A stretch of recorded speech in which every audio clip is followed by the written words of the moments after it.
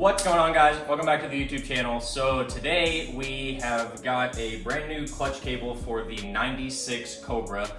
We ended up getting the Maximum Motorsports clutch cable, which is actually known as the Ford OEM clutch cable, but it's produced by Maximum Motorsports. So this is pretty much the best one that you can get. The one that's on the car right now is the BBK adjustable one, and if any of you guys know about that one is pretty cheap and prone to snapping, so definitely wanted to get a better one put into the car ASAP, even though I don't think it has too many miles on it.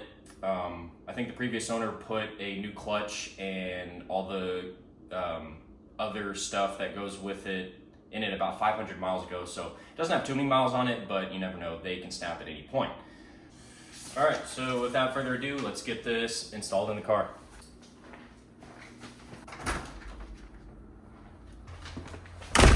All right, I'm gonna set the parts down over here, and real quick, I figured it'd be good just to kind of explain what it is you need to do when replacing one of these cables. Honestly, it's really simple. One thing that you are gonna have to do though is you're gonna have to get the car up in the air, get it on jack stands, or if you have like ramps or something like that. This car already has a firewall adjuster, so it should be pretty easy to get that one put in.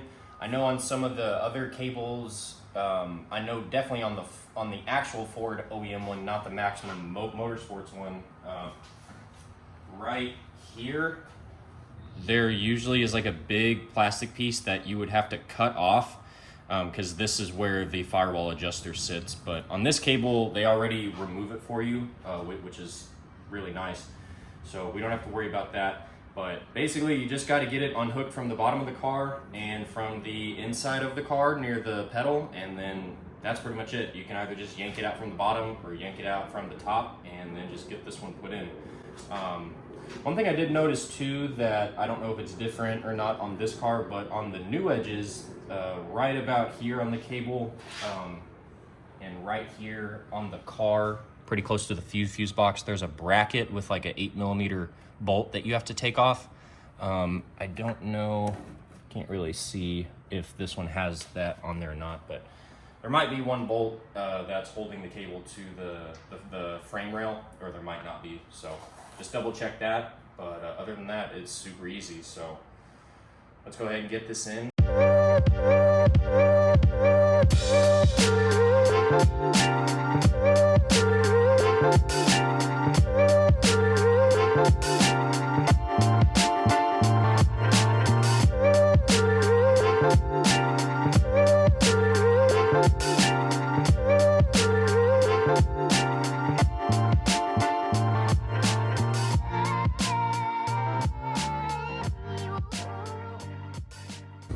All right, so the bottom is disconnected. Now we just gotta pull it up from the top. I'm trying to see if this thing has the bracket that I was talking about a second ago, and yeah, it actually looks like it does. All right, guys, so we got the bracket bolt off, and not a lot of light here, but I was gonna start pulling the cable out from the top. My brother's under the car, so he can help feed it through. And let's see what direction we're going here. I guess I'm gonna go right here. This support bar definitely makes it a little bit tougher. Yeah, okay, let's do that.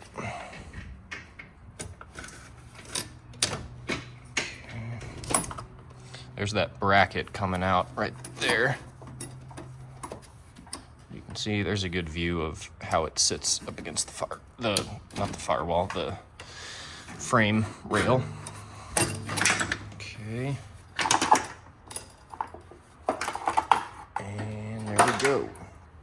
And when you guys are working under the car, all you need to make sure is it'll pop off the clutch fork from here, and then your car may or may not have a little bracket piece sitting right here that you either got to get a flathead or some needle nose pliers and just pull it off right there.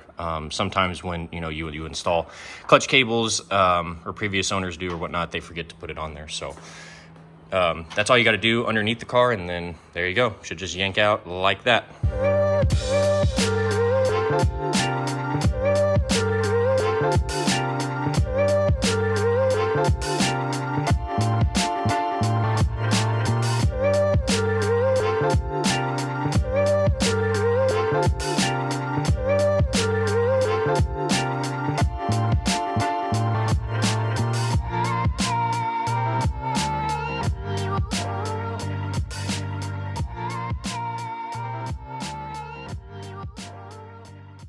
we got the cable in the car. A little trick that I would tell you guys, one thing that I noticed with the Maximum Motorsports one, it's pretty much like a perfectly snug fit. We will probably still have to end up tightening the firewall adjuster a little bit, but with the BBK, like that one, once we undid the bracket on the firewall, I mean, each side just unslipped perfectly. So the BBK one seems like you definitely have to get a firewall adjuster and get it pretty snug. Maximum Motorsports one, not so much, because I think this one, because it's made for the same spec as the OEM one, basically, if you didn't have the firewall adjuster, that's pretty much what it's made for, so that way it's tight without the adjuster. But anyways, what we ended up doing was hooking it onto the clutch quadrant under the dash first, and then underneath the car, we each were under there, and there was probably about that much gap that we had to, that we needed to get the cable onto the clutch fork. And pretty much I just had a wrench, and I put the wrench up in where the clutch fork attaches, and I forced the fork forward, and then he had the cable and was able to slip it over pretty easily. So just a little bit of a trick for any of you guys that are installing this cable and it seems like you can't, quite get it on there. So but yeah, it's installed in the car, and I think we're probably gonna drive it tomorrow and then do some adjustments on the firewall to get it as tight as we need to. But I jumped in the car, I messed with the pedal, it felt good. So yeah, it's in the car and it seems to be working as it should. All right, guys, so it's the next day. It got dark on us pretty quickly, so we're picking this up here during the next day. Pretty much what we're gonna do now is get the new shifter put into the car. So luckily the shifter actually just came in today. And the reason why we are replacing it is because I don't know what shifter is on the car right now, but it is like a real sloppy, cheap shifter. And my brother ended up getting an MGW one. And so we're gonna put that into the car. As far as the cable goes, I think there's nothing else we needed to do there. It's all good to go. So with the Maximum Motorsports clutch cable put in and then the MGW shifter, this car should definitely drive a lot better. So yeah, let's get to it.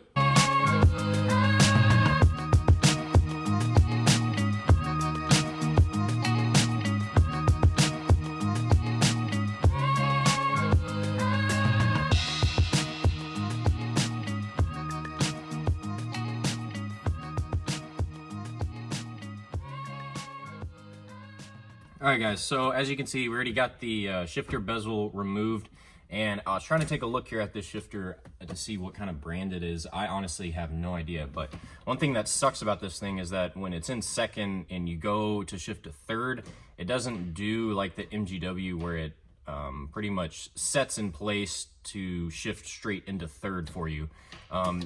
You got to pull it over and then go into third. So this thing is definitely a piece of junk and needs to be removed immediately. So let's get started on that. First step, I guess we don't even have to take this off, but I'm gonna go ahead and take this off just because it's not even sitting properly. Dog is whining. Okay. All right, so next step, there should be 4 8mm.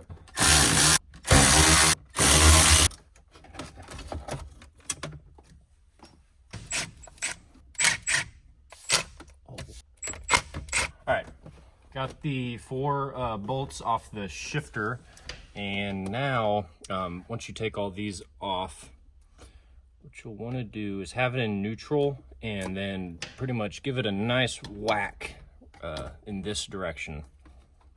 Usually it's easier if you're sitting in the driver's seat, that way you can get the most amount of force onto it.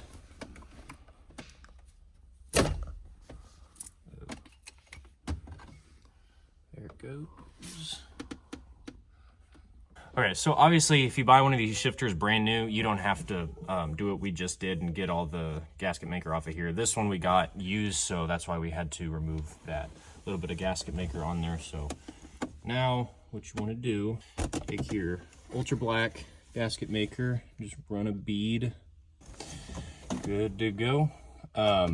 Best thing to do is just kind of go a star pattern and then just get them, you know, hand tight. I don't really know exactly what torque they're supposed to be at, but once they're all nice and tight, torqued down, you just want to let the gasket maker sit for probably at least an hour, maybe 2 hours before you go and drive it.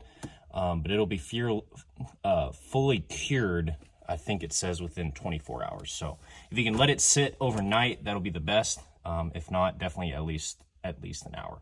So with the shifter installed, we're pretty much just gonna let the car sit overnight, let that gasket maker do its job, harden up, and then we will be ready to go for a test drive tomorrow. So definitely look out in the next video. We're gonna take this thing for a spin, see how the new clutch cable does, how the shifter does.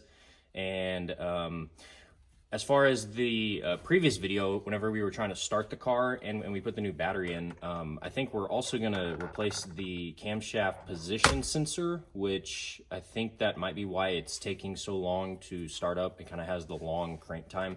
So we may try and do that if we can find the correct part, see if we can't fix that starting issue, and then get the exhaust all good to go. And then I think it'll be pretty much good for driving on the street. So thank you guys for watching. Subscribe if you haven't, and I'll see you on the next one.